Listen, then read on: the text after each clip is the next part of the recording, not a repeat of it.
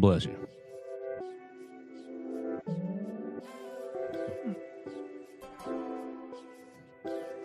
This is the Joe Gaither Show on BamaCentral.com.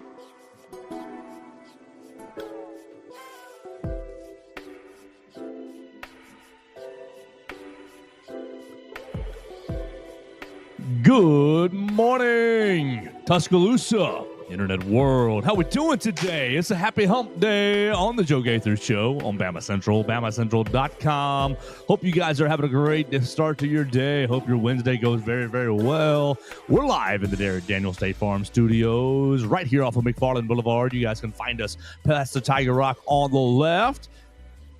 We're going to have a fun show today. I'm excited about this show. Oh, my gosh. The football gods gave us a gift midday yesterday as Alabama football received a commitment from Jet Thomalla. So we're going to talk about Jet Thomalla a lot today. We're going to be finding our friend Joey Van Zummeren of Missouri Tigers on SI here in just a little bit to continue our Know Your Enemy series. I've got a voicemail from my friend Robert from Brookwood.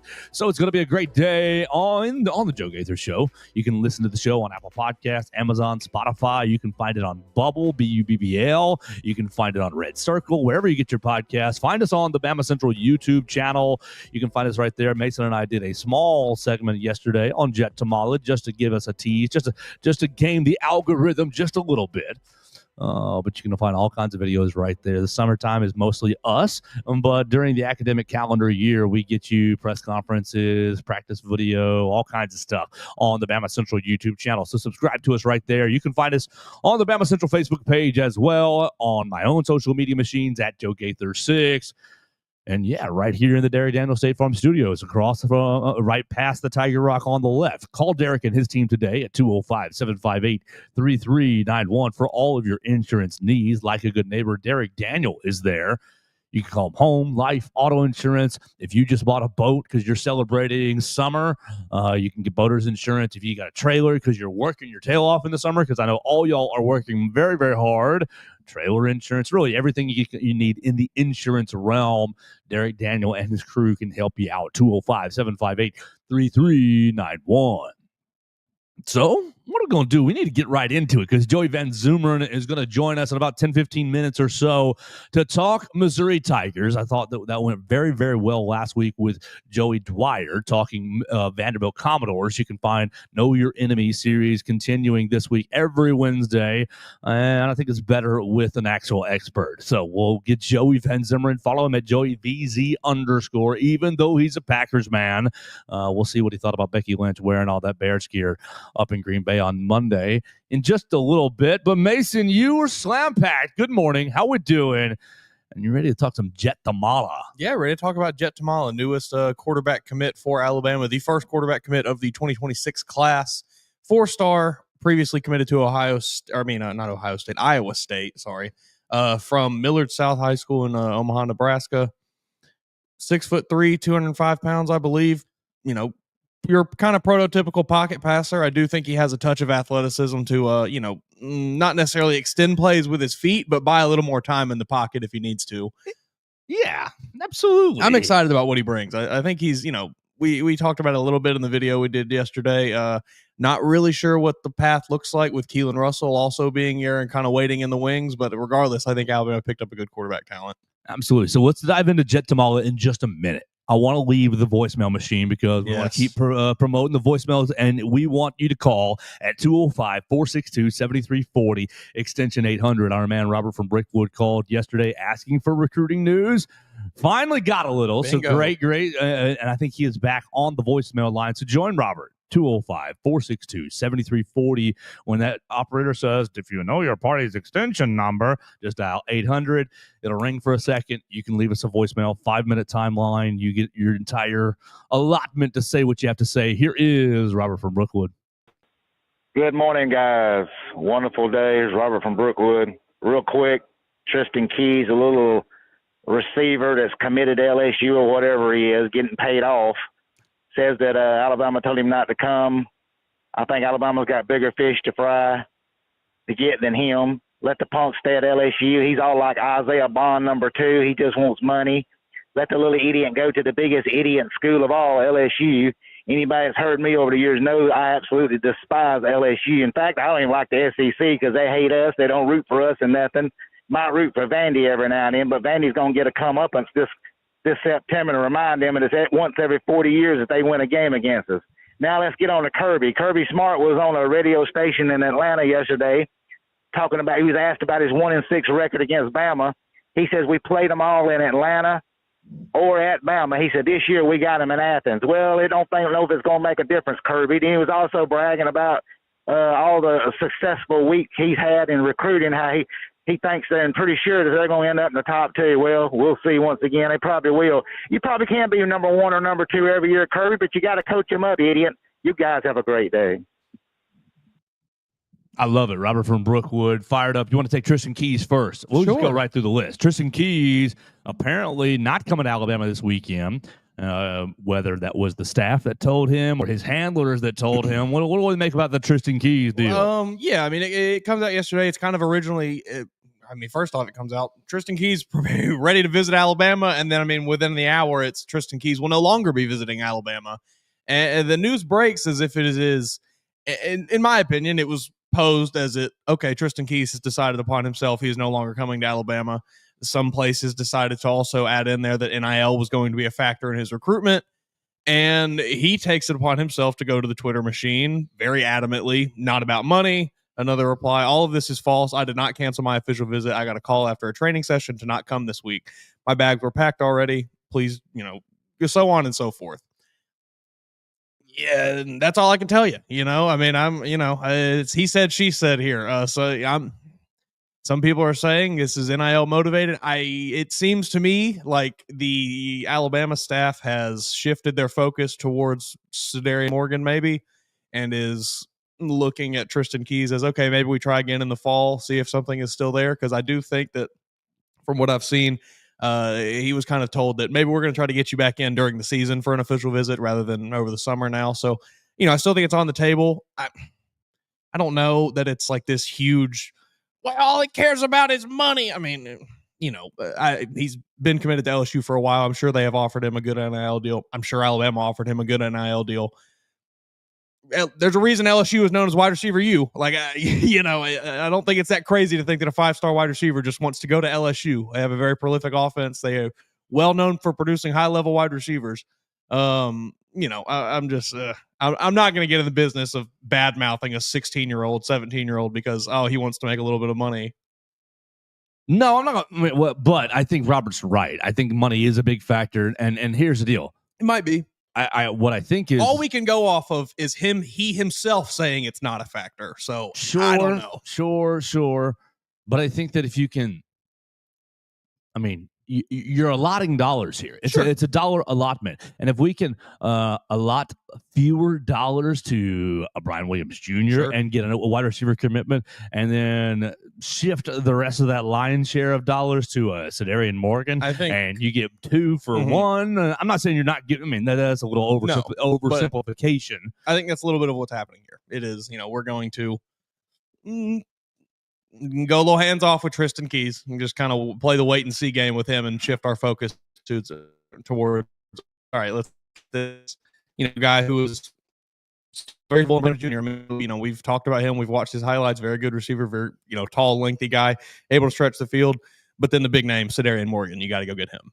Especially being the in-state product. I think he's much more important. Tristan Keys may be that dude. He may be a dog, but I think you need to prioritize the top player in the state. I would agree.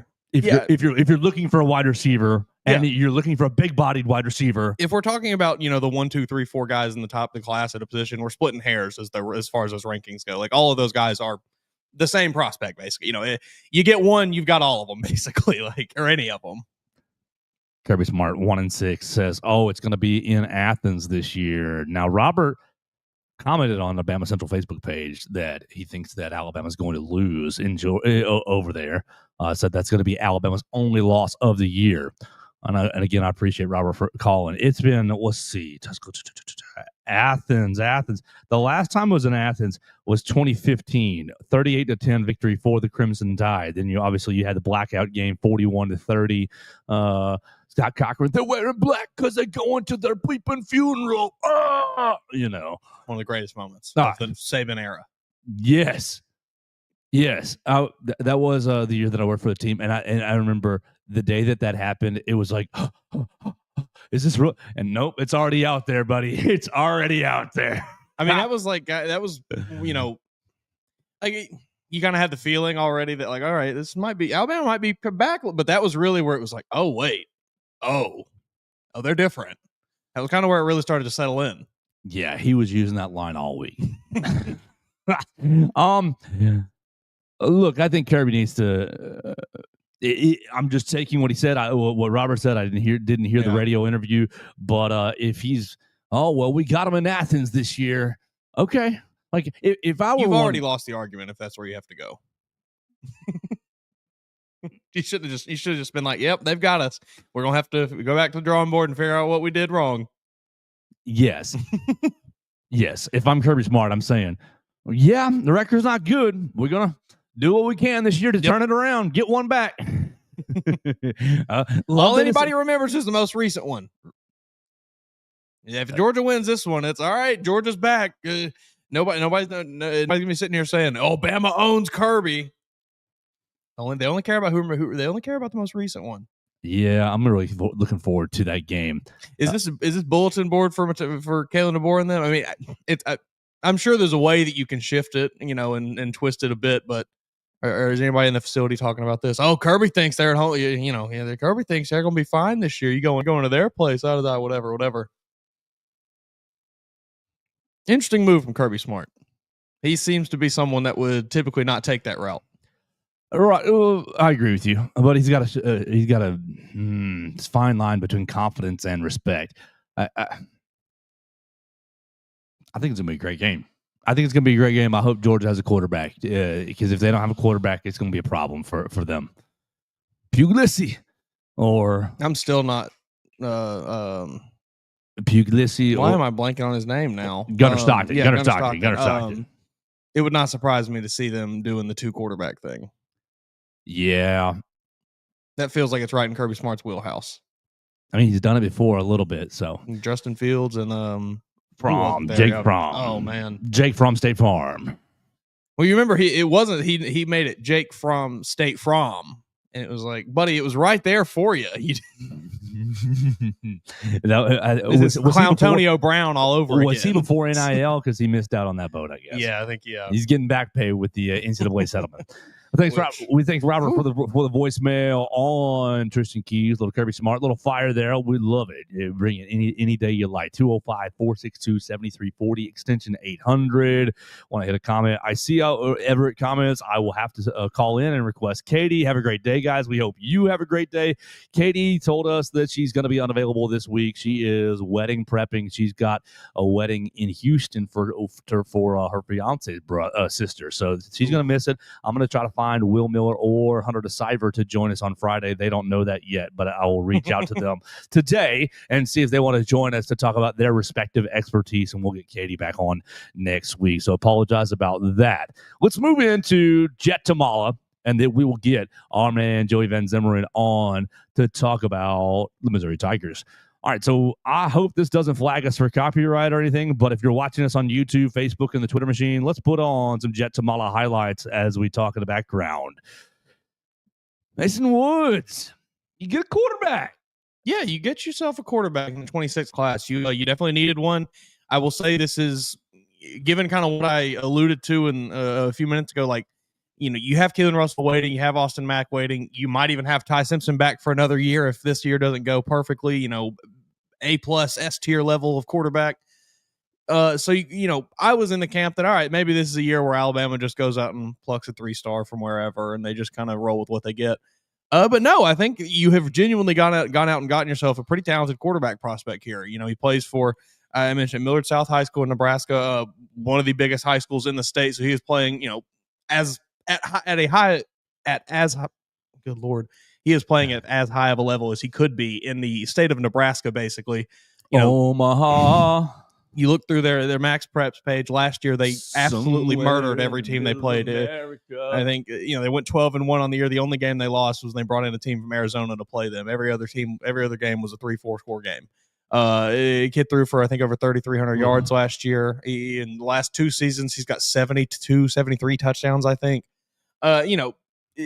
Really able to stretch the ball around the field, throw the ball everywhere, can make pretty much all the throws. You're seeing it here on the highlights. He's just bombing it down the field. Now, you may be noticing, like Joe and I did, that this defense is not putting up the most fight. But regardless, I think you see the placement on a lot of these balls. You see the anticipation in some of these throws. You see him, being able to move out of the pocket and throw off balance a little bit, throw off platform. I think there's a lot of things to like with him. I do think there's a lot of like. I agree. A little reckless. Yes. Okay. So we'll start with things that I like, and then we'll go to things that I don't. The things I like are I like how many formations he's being called to operate out of. I like the way that you've got him out of empty here. You've got him out at 3-by-1 right there in this clip that we've seen. Oh, this is a good clip. This is the one where he fits it right in that little gap. Right. It's a gutsy throw. Let's look at that just again, because it is a gutsy throw. He throws it right over a guy underneath the next guy. I don't even really know if he meant to fit it in under this. I think the second guy over the top gets his eyes around and it's like, oh, okay, I'm going to make a play on the ball. But the ball's out of position, so he can't get there. Or, well, out of his position. Right. Hello? Did something just happen? Did you hear that? I didn't hear anything. Something definitely just happened in my ear. I don't have myself in my ear anymore. You still hear me? Yeah. All right, great. Okay. Whoa. I don't know. I didn't hear. I didn't get anything on my end. Do you hear yourself? Yeah. Everything sounds fine to me. Peculiar. Let's keep going then. Roll Tide. Jet Thomalla, I see a quarterback who can make a lot of throws. Mm-hmm. Yeah. And I see a quarterback who is willing to make the throws, and he's throwing with some anticipation for sure.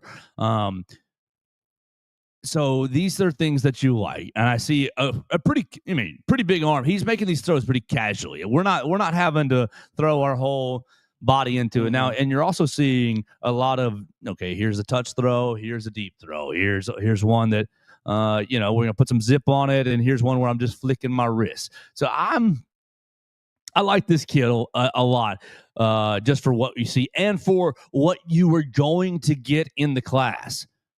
I think Mason just outlined it. You're never going to get a 5-star in this class. You're never going to get a top end prospect unless you paid a lot of NIL money. And I don't really think that Alabama operates that way. I did see right before we started recording, I think from who it was. I don't want to give it to the wrong credit the wrong person here, but someone.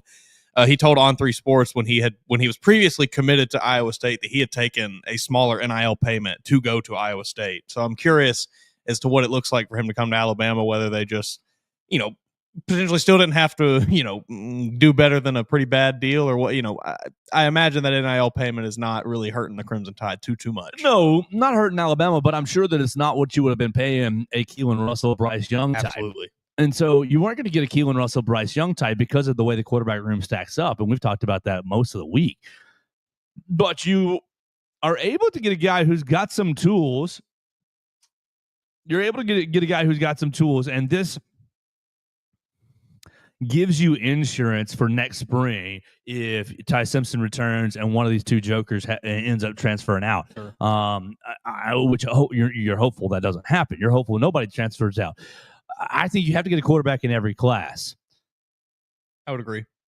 I think you see a bigger, especially now. Yeah, I think you see a bigger body here who does have sneaky athleticism. I think it's Andrew Luck-ish athleticism, Peyton Manning-ish. Like, you're not going to run. He's not going to sit here and run. We don't see any of that. But can he scoot around the pocket? Can he maneuver around the pocket and not avoid some sacks and get the ball out? Yeah, I think that he's got that at least. He's a pretty, he is a better athlete than I gave him credit for. You can go to his Twitter page, you can go to his huddle page, wherever, and you can find it. He posted his dunk reel from his season of high school basketball. He does also play basketball. I think he plays forward for his high school's team. I don't remember exactly. Let me see. I know I had his stats pulled up a second ago. Let me see if I can get them pulled up again. Thank you very much. I just had to unplug and replug the headphones in. Those are better. Yeah, I mean, you can check out his dunk. Really, he's throwing it down pretty impressively. He's got some pretty decent vertical leap.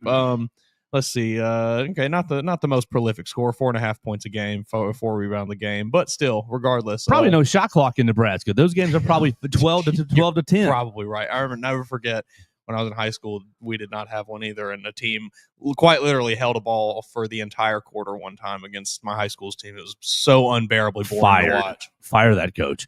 But I think, as you said, it is important to note he's playing in a better division in Nebraska, but really you put this tape on and you guys just saw it. We just ran it twice.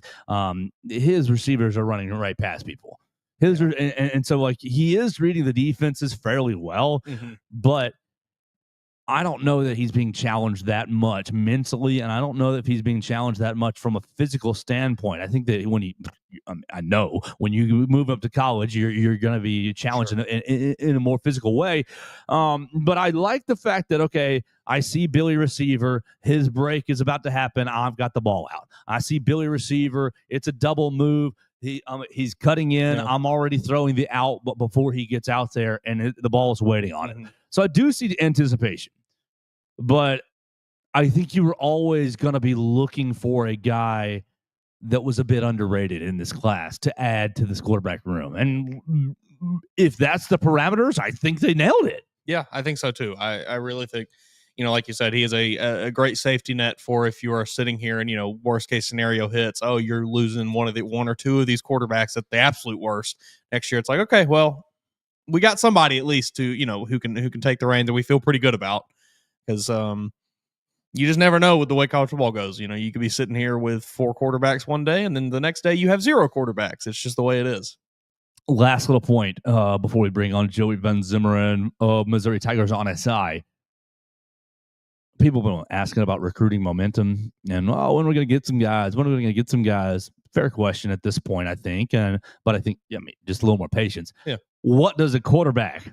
You get the quarterback commit. He gets on the phone with Sedarian Morgan. He gets on the phone with Brian Williams Jr. and, whoever else that Alabama. Hey, these are the guys we're after. I think getting a quarterback is an underrated aspect of your recruiting class because of what it can do for the rest of the class. Yeah, I think it kind of legitimizes the class once you get a quarterback. Then it feels like, okay, they're really rolling now. They've got an idea of what they're wanting to do. They know what they're going after. I agree with you. I think it does kind of help you just continue to recruit other players as well. Absolutely. So Jet Thomalla, 4-star quarterback out of Nebraska, Millard South High School. I was in your DMs yesterday at Jet Thomalla. So once you hear that you were talked about on this show today, we would love to have you on the Joe Gaither Show on BamaCentral to talk about really your recruitment and your play, your senior year upcoming. Get to know you a little bit, your basketball acumen. Jet Thomalla at Elite 11 camp right now. What do I have? I just saw a tweet about him. Somebody was quoted as saying he's one of the most physically impressive prospects here. You got Diabell, Faison Brandon, Will Griffin, Troy Hoon, Matt Ponatowski, Kason Henderson, Landon Duckworth, Oscar Rios, Tate Reynolds, Bo Bentley, Jonas Williams, Briggs Cherry, Derek Zamet, Jake Fetty, Darian Coleman, Jet Thomalla, Helleman Kasugwa, Travis Burgess, Byron Beaver, Terry Walker III, all competing at the Elite 11 camp. So we'll see. We'll be up on that. And look, you perform well at Elite 11, get you that Bama bump. And man, Alabama just committed a 5-star quarterback, the number 2 quarterback in the class. Yeah. There you go. Seen it all before. Keelan Russell was a 3-star, wasn't he, at this point? We might give him a 4-star because he won Elite 11. Oh, we might make him the number 1 quarterback in the class because he's a 6A state champion in Texas. I don't know if the ceiling is that high, but for anyone who's concerned that Jet Thomalla is ranked as what? Number 243 overall by 24/7 Sports and the number 15 overall quarterback. Just give him a second to get that Bama bump. He might break that top 10. That's right. Absolutely. All right, we'll talk more recruiting as the week goes on. Tomorrow, we're going to be joined by the Alpha Alexander Lincoln as we start to prepare for the July 12th New Era Wrestling Show. Looking for a commitment from Sincere Johnson tomorrow as well. Okay. Is he sincere about the Crimson Tide? We will see. I think his visit went well. I believe he was here on May 30th, so hopefully he'll be picking the Crimson Tide. I think they're down to him and battling Ohio State basically for his commitment. The Ohio State. All right, so let's shift gears. We're live in the Derek Daniel State Farm Studios. Call Derek and his team, 205-758-3391 for all of your insurance needs. Like a good neighbor, Derek Daniel is there. Call and see how much Derek can save you today. Saving families lots of money on home, life, auto insurance. You know you need insurance, even though you hate it. I hate it too, but they make it easy. They make it fun. They make it really, really convenient. That's my favorite part. 205-758-3391. Call and see Derek Daniel today. It's a nice little break, and we want to welcome in our friend Joey Van Zummeren of Missouri Tigers on SI, writing for all kinds of places in the Walsh Writing Network and dabbling in NFL coverage as well with the Green Bay Packers. So we were been doing a series, Joey, called Know Your Enemy. We've talked about Georgia. We've talked about South Carolina. Last week we did Vanderbilt. You can see it each and every Wednesday for the last 6 Wednesdays. And last Wednesday, we had Joey Dwyer of Vanderbilt 24/7 join us. Joey Dwyer soon to be changing jobs. So we had him join us last week to talk about the Vanderbilt Commodores. He gave us lots of great insight on Diego Pavia, the transfer portal, our friend Will Miller, using some of that on today's early opponent preview. I have the early opponent preview on Friday, and it's Missouri. So I'm trying to get as many good clips out of this as possible with Joey Van Zummeren. Follow him at JoeyVZ_ on the Twitter machine. Joey, good morning. How are you, sir? I'm doing good. I appreciate y'all having me on. I'm excited for this, and just for pure entertainment's sake, I'm hoping this matchup against Alabama from Missouri is a lot better of a game than it was last year.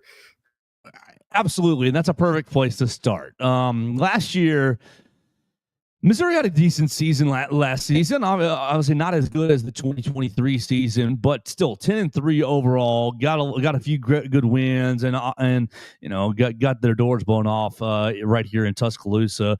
Really, that was the only big loss of the year. Texas A&M on the road at Texas A&M. Yeah, that was the Vanderbilt game, so I was MIA, not paying attention to the rest of college football. They lost. Missouri lost to A&M 41-10, and then came to Tuscaloosa losing 34-0. Let's focus on the Tuscaloosa game. Brady Cook playing with one arm, getting knocked out of the game, and really Eli Drinkwitz was operating with one hand behind his back. Was just overview, Joey Van Zummeren, your memory here in Tuscaloosa of the Missouri Tigers trip. Right. I mean, from what I remember from that game, the one positive I can think of, and the one thing that could tell you that this upcoming game could go in a different direction, is the fact that the Missouri defense actually did a pretty solid job on those first few drives, stopping a really elite Alabama offense. So they had that going for them until the dam just broke open, because the Missouri offense couldn't move the ball past 10 yards. I think it was well into the third quarter that they got their first down of the game, something crazy like that. And so, yeah, I mean, that was the main thing that you hit on. I mean, Brady Cook, he's trying to play through his ankle injury, and then his arm. Sorry. Oh, well, so you are right there, because he then on the third or fourth drive, somewhere in the first quarter, he gets sacked on the sideline and falls on his wrist. I believe was what he suffered in that game. So he was dealing with two separate injuries, and that one that he suffered on his arm or wrist is what kept him out for the rest of the Alabama game. But even with his ankle injury that he suffered the week before against Auburn that he had come back from, it was clearly limiting him quite a bit in that one. And so, especially for Brady and his playing style, to not be able to roll out of the pocket as much was a real harm against him, especially going up against that Alabama defense. And then Drew Pine comes in, and I think was just seeing ghost at that point. So he redeemed himself the next week against Oklahoma. But overall, I mean, really just the Missouri offense could not get anything going against that Alabama team. And the defense had a solid start to it, though. Absolutely. Well, I do think, wasn't there one or two defensive touchdowns? Alabama got a turnover, put the ball like down on the 10-yard line, something like that. Yeah, just not a good day for the Missouri offense and Drew Pine. But so let's flip the page and go forward. This year, Alabama's up in Columbia, and I wasn't too concerned until I saw an 11 a.m. kickoff. Sleepy times in Como. What's it like to put our listeners, put our viewers up there at Faroe Field and give us the atmosphere? And what will it be at 11 a.m. when Alabama rolls in? It's in like mid-October, right? Yes.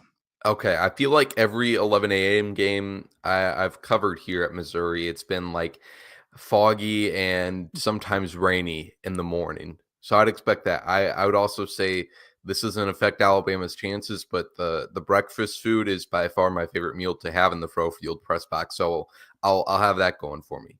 I just at least hope the coffee is better this year than it was last year for the 11 a.m. games. I'm just worried. I'm just seeing maybe a little bit of a trap because Alabama has a really difficult schedule. This is October 11th. Has a really difficult kind of late September through late October. And I'm just fearful for the Crimson Tide of going up there, not taking the Tigers seriously. And so let's just talk. Can Drew, what is this? Bo Pribula. I thought it was Bo Pribula, not Drew Pine. Bo Pribula. Can Bo Pribula, that's a mouthful. Pribula. Can he pull off the upset? And what's Eli Drinkwitz going to be doing to get his team fired up? Yeah, so I mean, I think it is important as to what you mentioned with Alabama and the schedule they're coming off of. Missouri, their non-conference schedule is pretty typical, and they really don't have anybody. I mean, they play Kansas, but they don't have any matchup like Alabama does, even against Wisconsin. Some more marquee matchup like that. But Missouri does play South Carolina 2 weeks before they play Alabama, or actually 3 weeks, and then their last matchup for Alabama is UMass, and then they have a bye week before playing Alabama, which I think is also something to mention there for just what the difference for these two teams, what they're coming off of.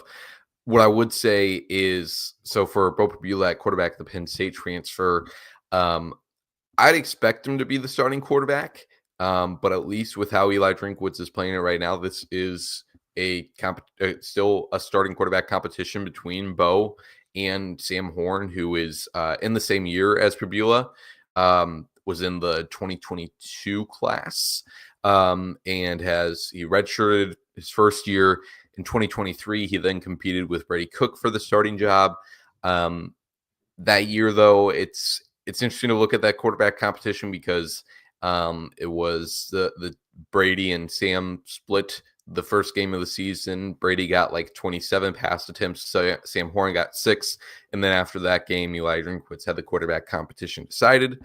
And then 2024, Sam is out for all of season because he's recovering from a surgery from an injury that he suffered in baseball. He had Tommy John surgery.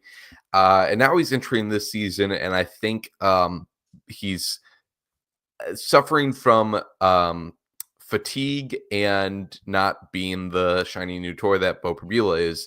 But I do think it's easy to forget that Sam Horn, I mean, he was in the same class as Bo. Sam was the 15th rated quarterback. Bo was 27th. And the high school tape on Sam Horn is really good. You can tell that he plays baseball on his high school tape, just with the way he's able to throw off platform. I think both of Sam and Bo have pretty good deep ball accuracy, which is something that Missouri has struggled with after the past few seasons. So I think they'll appreciate that.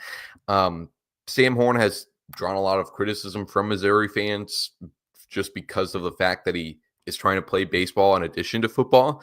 However, that is one of the main reasons that he even committed to Mizzou, was because Eli Drinkwitz was going to let him do that. And I think there is something valid there because, I mean, the only reason he missed last year was because of the injury he was dealing with. Not that he was going to be the starter, but the only reason he had that injury was because he was trying to play baseball. And then this year, Eli Drinkwitz had a quote that I don't know if was just matter of fact or was telling. Eli Drinkwitz said about the quarterback competition, it's a little bit different just because you've got one of them who's playing baseball and the other one who's able to be around more. That's from Eli Hoff of the St. Louis Post-Dispatch reporting that quote. And so Sam Horn was playing baseball this past season. Sam Horn is competing in the MLB Draft Combine in this upcoming week. So I think I have no doubts Sam Horn would be capable, if imagining that there isn't any long-term concerns from this Tommy John surgery he had and the recovery from that. But again, all this to say, I would assume Bo Pribula to be the starter, but who knows? And it's really hard to say when you ask, can they pull off the upset? I do think this is Missouri's toughest matchup on the season, even with it being at home. And I think this is just going to be a really unpredictable team entering this season because not only of the new quarterback, but also just all the transfers that they're going to have taking on big roles. This is probably the most unpredictable team in the last few years under Eli Drinkwitz, where the last few years it's been a lot of returning production. And this year you have a new starting quarterback, you have a new starting wide receiver after having Luther Burden for the last 3 years and Dominic Lovett before that. You have a wide receiver group that has a lot of potential, but not a lot that we've actually seen produce on the field yet, just because they haven't had opportunities. They're replacing 3 starters along the offensive line. They have a running back, Ahmad Hardy, who should be really good. He was really good last year in the Sun Belt Conference, but that's Sun Belt Conference. Defensively, I would say they're a little bit more solid and predictable there and standing. If anything, they really just improved on the defensive side of the ball. But at this point in June, difficult to say what they'll be looking like in October, really. So that kind of takes me to exactly where I wanted to ask you. Missouri brings in some of these new guys. Ahmad Hardy, that was the first, the big name, probably the transfer portal you brought in. But they've done well with lower tier running backs moving up. Sure. You bring in a handful of guys from the transfer portal, wide receivers, offensive linemen, obviously Ahmad Hardy. Just who do you think, from these guys that Missouri brought in is going to be, I guess Ahmad Hardy may be the easiest answer, but outside of him, who's maybe going to be the biggest contributor on this team of the newcomers?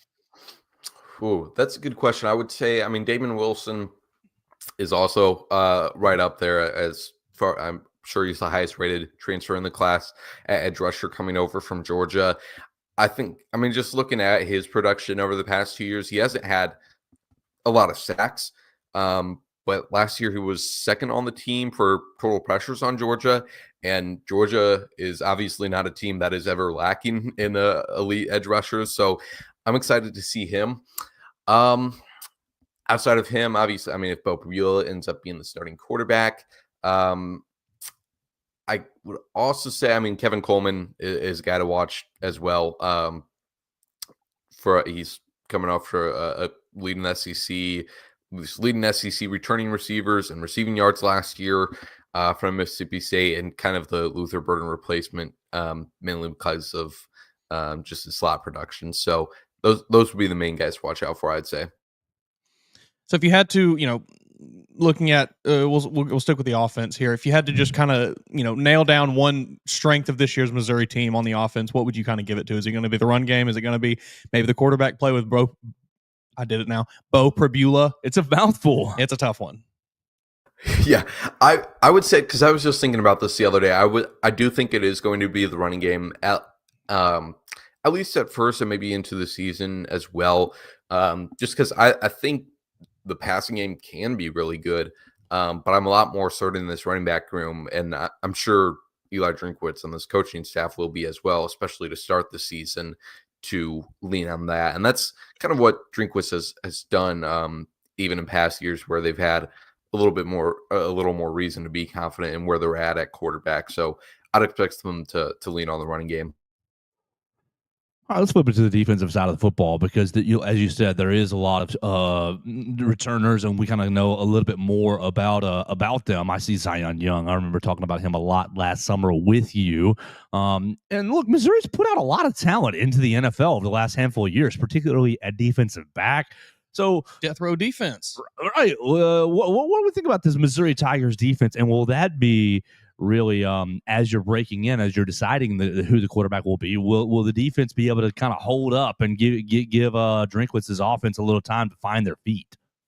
Right, I think so. I mean, this Mizzou defense last year we're dealing with a new defense coordinator with Blake Baker going to LSU, and they really adjusted pretty quickly to that new coordinator, Horry Batoon, albeit it is a pretty similar scheme, if anything, a little bit more simplified. And so I'd expect them, I mean, to be able to have some good continuity and really get off to a quicker start this season again because of the continuity they have with production. And then just as far as the talent they're bringing in, I mean, it's hard to find a weakness on this defense besides depth at cornerback. I mean, they're bringing in some guys that could be around for a year, multiple years, and Damon Wilson and Josiah Trotter at West Virginia, coming over from West Virginia at inside linebacker. At cornerback, they have all three returning starters, and I would say, I guess that would be an area you kind of circle as well, just starting corners. They have Drayden Norwood, who's entering his third year as a starter, and then I'd imagine they'll rotate again between Nick DeLoach and Toriano Pride at their second boundary corner spot, and unless one of those guys emerges out, Toriano being the highly rated Clemson transfer last year, did probably not as strong as a season as many expected. Like I said, he was rotating about 50-50 with redshirt sophomore Nick DeLoach last season. At safety, though, I think safety is probably one of the strongest position groups on this Missouri team. They have Dalen Carnell at star. He's entering his, fourth year as a starter, which is crazy that exists in college football now. College football. Yes. Yeah. And then they have Malcolm Burks, who's entering his junior season, who's done some really good stuff in his first 2 years. They have Trajan Greco, who's entering a sophomore year where he contributed a lot in his freshman season. And then the big one that they're adding is Jalen Catalan, who's probably also entering his fourth or fifth year as a starter, coming over from UNLV and just a really physical hitter. So the defense, again, it's hard to find many holes in as long as injuries don't happen. Well, that's kind of at least the blanket answer for everyone. No injuries. Eli Drinkwitz going into year number 6, and it's been a slow and steady climb. 5-5, 6-7, 6-7, and then boom, 11-2, and then 10-3. You've won a Cotton Bowl, you've won a Music City Bowl in the last 2 seasons. So Joey Van Zummeren, what are the expectations for Eli this season? Right. It's interesting to think about this in the context of just how people view the 2024 season, because a 10-2 year is still, or 10-3 is still, in the grand scheme of things over the past 10 years, really good for Missouri football. But having that colored by the 2023 season, going 11-2, winning in Cotton Bowl would have made the playoff, I imagine, if it was 12 teams back then. To not make the college football playoff last year, in the last year of Luther Burden, last year of Brady Cook, was a disappointment to a lot of fans. And I think when you're a team like Missouri, I mean, that they certainly have had success in the past, which I think gets a little bit lost. I mean, when they transitioned to the SEC, went to 2 straight conference championships. But when you're a team like Missouri, program like Missouri that hasn't had as much success in the past, doesn't have all the banners like an Alabama does, I think there is a tendency to really want to hold on to something and have that keep progressing. You're either getting better or getting worse.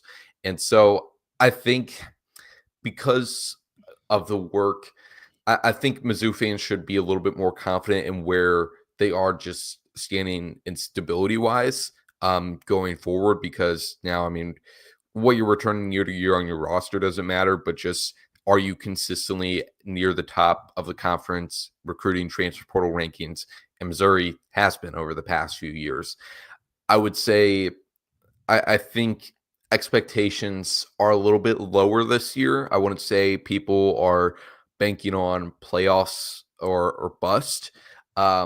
but I think there is, I mean, just to see I think the main question for Drinkwitz this year is just going to be being able to turn these really highly ranked transfer portal classes and freshman classes into actual production.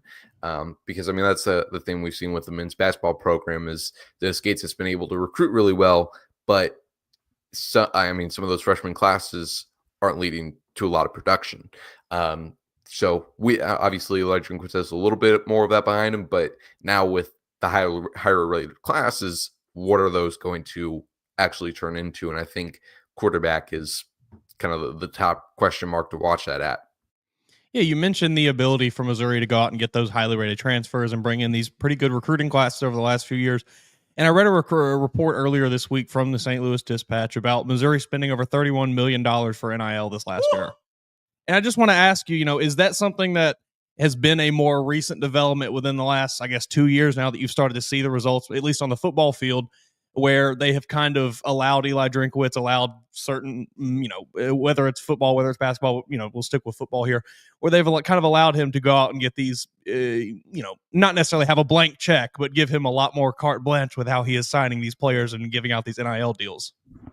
Yeah, absolutely. I mean, this is the first, that report you mentioned from Eli Hoff was the most transparent report I would say we've gotten over the past few years as far as NIL spending. But there is definitely more confidence in his program. And I feel like I can't speak for the athletic administration and say they were disappointed that they didn't make the playoff last year, but I definitely think that expectation spanned more than just the fan base.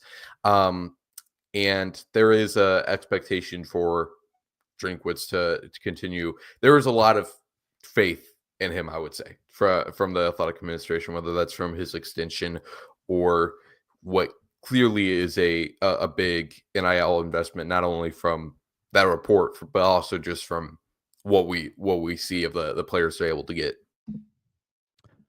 All right, we're hanging out on the Joe Gaither Show on Bama Central with our friend Joey Van Zummeren. He is Missouri Tigers on SI. You follow him at JoeyVZ_ on the Twitter machine. Joey, we're talking about Missouri Tigers, and really we're focusing on it because of Alabama's matchup, October 11th, 11 a.m. for Rowe Field. Obviously, last year didn't go so great, but there are a lot of parallels, some parallels I see between last year's Vanderbilt game and this year's Missouri game. So let's just put you right in the coaching position. Let's put you in the crystal ball. Missouri pulls off the upset over the Crimson Tide on October 11th. If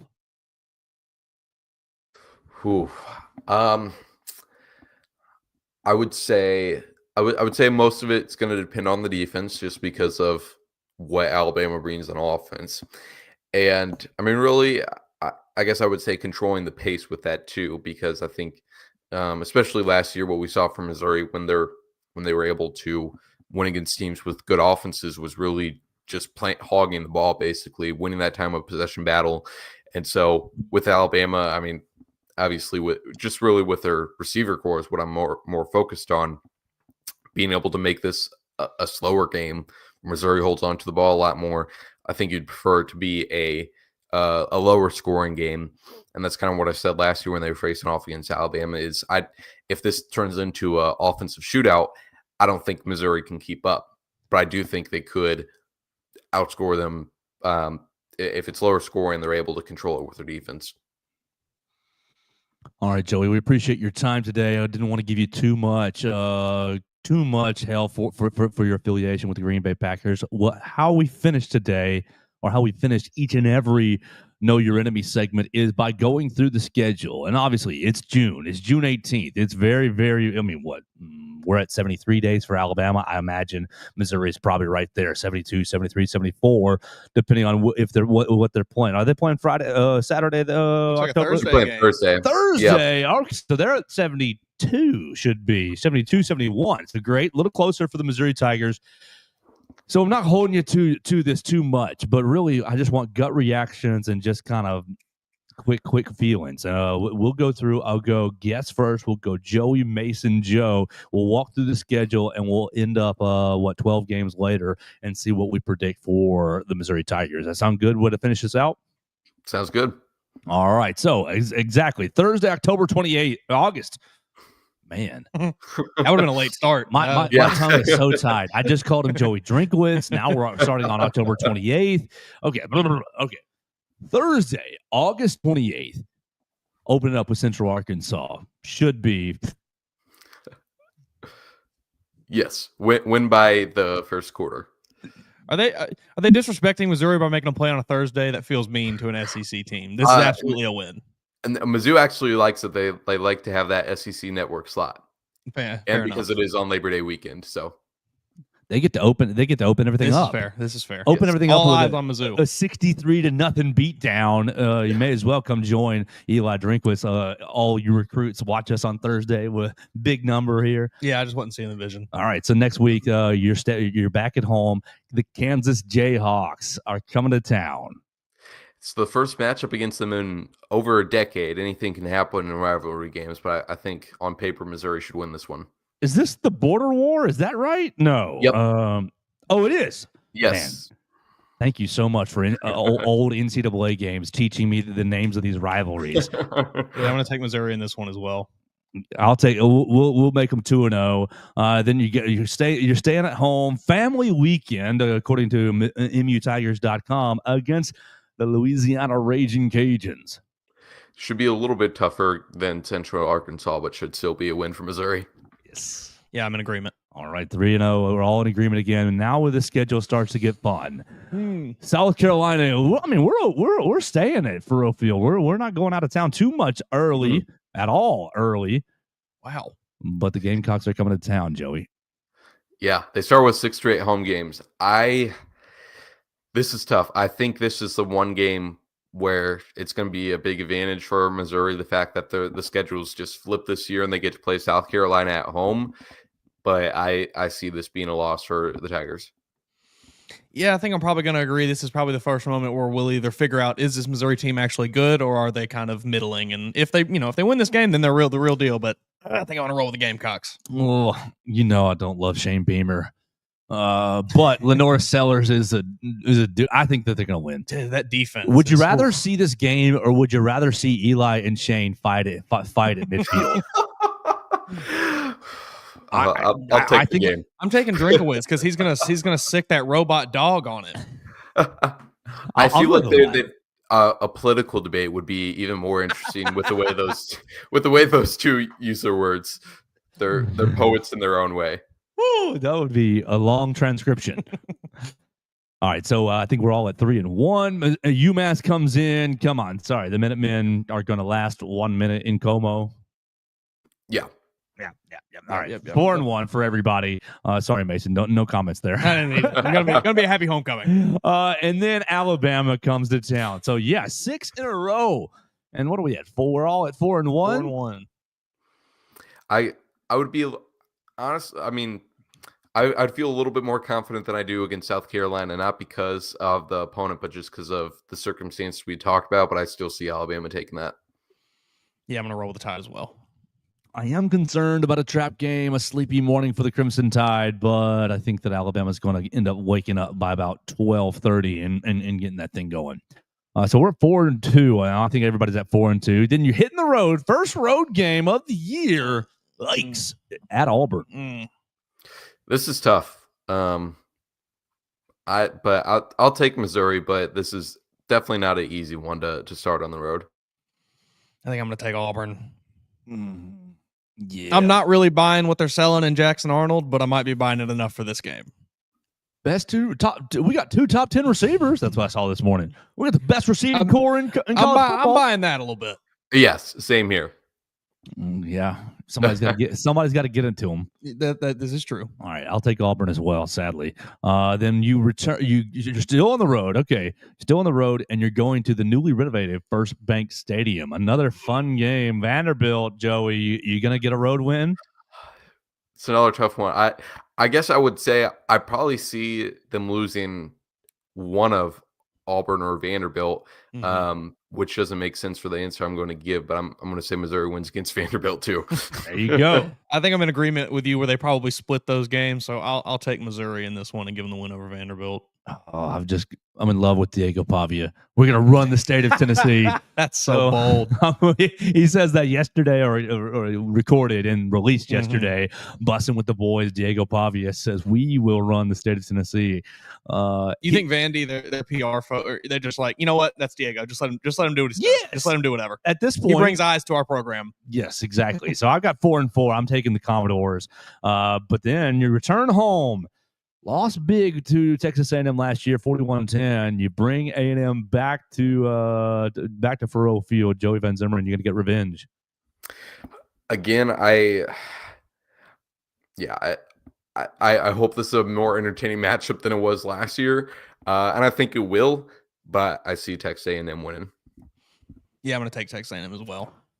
You know, I should take Texas A&M on paper. This makes sense, but you're going to get a big home win at some point. And I've already knocked off. I've already had you losing to Alabama, so I will take Missouri to beat Texas A&M, get themselves some revenge. Texas A&M, they're always due to drop one bad one. That's true. So 5-4 for me. I think most of us are right around there. Yep. And then we're still at home. Okay, against the fighting Starkville Bulldogs. Mississippi State's coming to town. I like what they got going on a little bit more than they did last year, but how could you not? still a win for Missouri. Yep, I'm in agreement. Yep, I think we're all in agreement there. 6-5 for me, and then really, I mean, is this the biggest game of the year for Missouri going to Norman just because of the rivalry factor and trying to beat them for a second year? You're going to Oklahoma, 11 a.m. to take on the Sooners. I'm really excited for that game. I'm really excited to be in Norman and get another tough one. The road schedule, a lot of people have said the road schedule is easy, but looking at it in the long view, I would not say so. I would say Missouri takes it, though. I'm going to roll with the Sooners. Yeah. I think I will too. I don't really want to. I don't feel like I'm not buying the super Oklahoma hype that a lot of people are trying to sell you this offseason, but I do think they will be an improved version of what they were last year. I agree. I like John Mateer. I agree. So I'm taking Oklahoma as well. And then we are closing it out with another road trip to Arkansas. I think Missouri takes win for 4th, 5th straight year against Arkansas. I'm going to take Missouri as well. I've got them I think that puts me at 7-5. Yeah, I'll go. We'll make it a clean sweep because I'm not really a big Sam Pittman fan. I'm at 8. I'm at 8-4. I'm at 8-4. Mason's 7-5. I'm not sure exactly what Joey is, but he's right there in between there. 7-5, 8-4. Joey, what's the feel in Como? What's the feel around Eli Drinkwitz? I mean, you're going bowling, yes. Yep. Yeah. Again, it's interesting to think just how this year fits into it because it's not necessarily a transition year because I wouldn't say there's like a clear path after this that they're trying to transition to, but it's just kind of a awkward point after being able to build from within the past 2 years before this.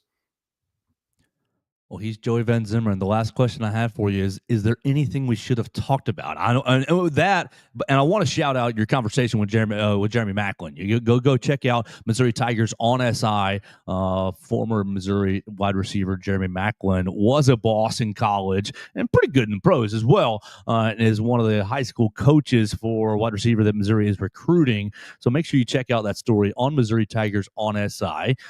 Anything that we might have missed? Any stone that we need to turn over before we say goodbye?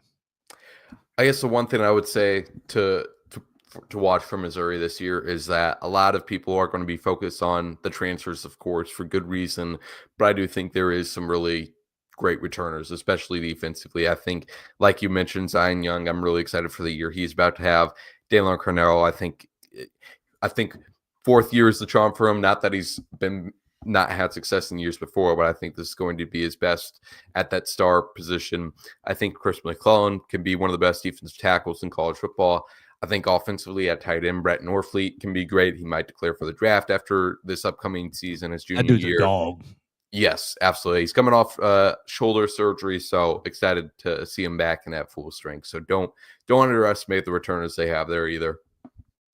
Thanks so much for your time, Joey. I hope you have a great day. Have a great Wednesday. Follow him at JoeyVZ_ on the Twitter machine for all Missouri Tigers coverage. A little bit of Green Bay Packers coverage as well. Joey, hope to hear from you soon. Of course. Thank you all. Absolutely. It's Joey Van Zummeren making us smarter on the Missouri Tigers. How you feel? How you feel about the Tigers? I think they maybe are a little better than I was giving them credit for in my head. Running through that schedule, the schedule is just, I think, going to be the death of them, unfortunately. It's a tough schedule. 6 straight home games, and then you flip into some road action. Yeah, anybody that said that road schedule is easy for them, I don't know that they looked at it close enough. Good. Jordan Hare playing against a new and improved Vanderbilt team, and then also going to Gaylord Stadium. That's And then Fayetteville's not going to be fun. Yeah, I mean, Fayetteville is, they're going to be fighting for Sam Pittman's life. Yes, Arkansas is not a good football team, probably will not be a great football team this year, but the fans love it, and they will be fired up for that game. They're going to be fighting for that 6th victory right there. Will we go bowling or not?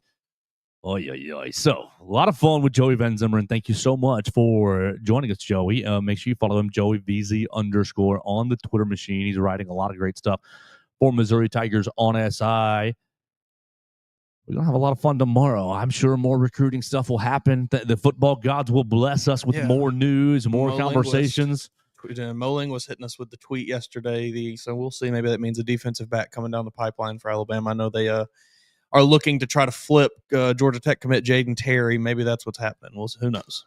Absolutely. And then Mason, there's 4 or 5 days until the dead period. So on Friday, we'll put you to the test a little bit for who's coming to campus, because then it's going to go quiet for a second, which is fine. We'll quiet on the visits. There will be a lot of commitment dates through early July and mid-July, and then by that time it'll be SEC Media Day. So we'll have plenty to talk about. Tomorrow, once again, we want to remind you that the Alpha, Alexander Lincoln, is going to join us to talk about the next New Era Wrestling show, July 12th.